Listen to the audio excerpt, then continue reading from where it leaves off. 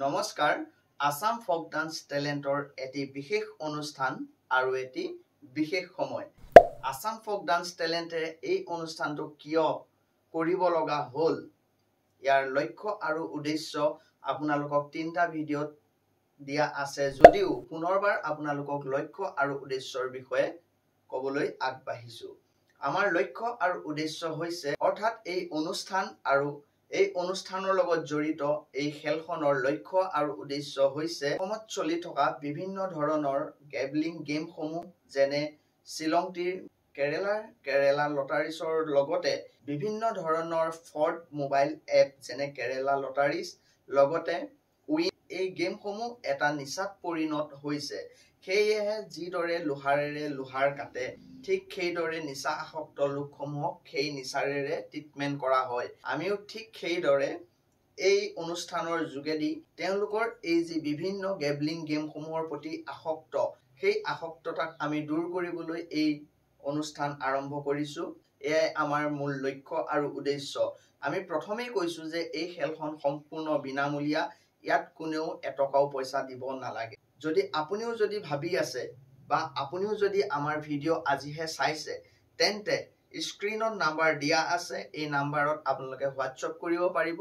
যে আপোনালোকে এই অনুষ্ঠানটোত কেনেকৈ অংশগ্ৰহণ কৰিব পাৰিব আমি 5000 সাবস্ক্ৰাইবাৰক আমি এই অফাৰটো দিছিলো পুনৰ আমি 300 জন সাবস্ক্ৰাইবাৰ আমাৰ বাঢ়িছে আৰু সেই 300 জন সাবস্ক্ৰাইবাৰকো আমি এই সুবিধা প্ৰদান কৰিছো কিন্তু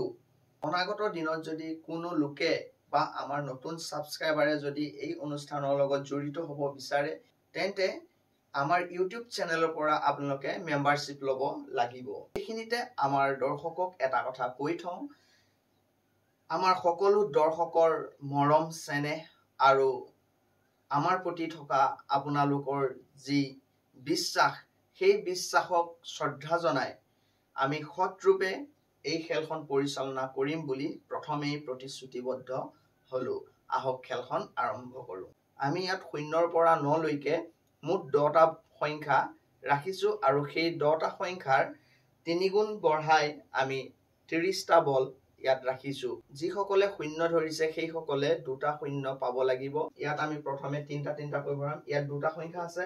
7 আৰু ইটো 1 গতিকে আমি বল গাল ইয়াত ভৰাই গতিকে আমি বল কেইটা ইয়াত ভৰাই দিম 0 হৈছে ইয়াত 8 তিনটা আছে ইয়াত 9 তিনটা আছে ঠিক সেইদৰে সকলো তিনটা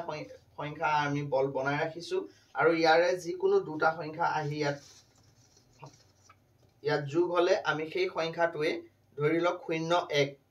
তেন্তে 1 ধৰা হয় আৰু ধৰি লওক 2 8 28 ঠিক সেইদৰে সকলো সংখ্যাৰ যুগ্ম সংখ্যা ইয়াত গুটি ধৰিব পাৰিব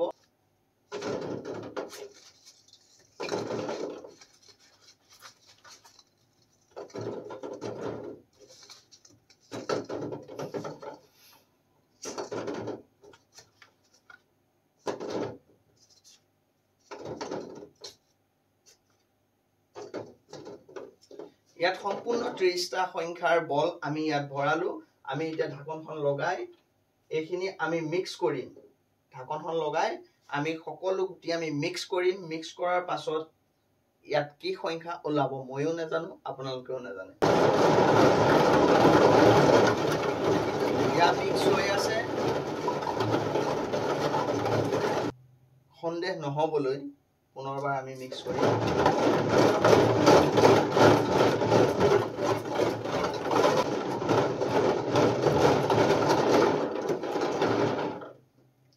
আমাৰ প্ৰথম বলটো ইতিমধ্যে ওলাইছে আৰু বলৰ সংখ্যা হৈছে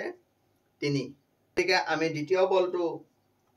উলিয়াবলৈ চেষ্টা কৰিম আৰু দ্বিতীয় বলটোৰ বাবে আমি পুনৰবাৰ মিক্স কৰিব লাগিব সংখ্যাখিনি